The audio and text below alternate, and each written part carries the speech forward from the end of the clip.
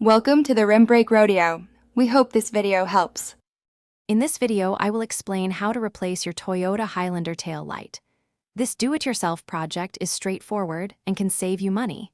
You will need a few basic tools, including a 10mm socket, a ratchet, and a plastic trim removal tool.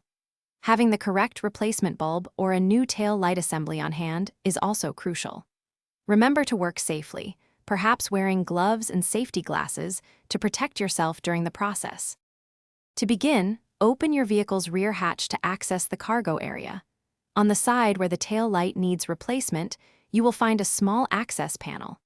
Gently pry this panel open using a plastic trim removal tool or a flathead screwdriver.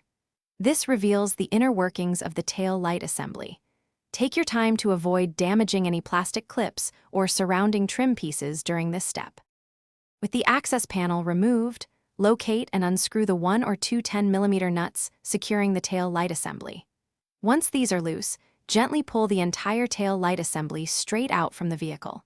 Be mindful of any clips that might still be holding it. Disconnect the electrical connectors by pressing their tabs, then twist the bulb sockets about a quarter turn counterclockwise to remove the old bulb and insert the new one. Now it is time to reassemble everything. First, reconnect all electrical plugs and twist the bulb sockets clockwise to lock them securely into the housing. Carefully align the tail light assembly with its mounting points and push it firmly back into the vehicle body. Reinstall and tighten the 1 or 2 10mm nuts. Finally, replace the interior access panel, close the hatch, and test all your lights to ensure they are working correctly. Thanks for watching.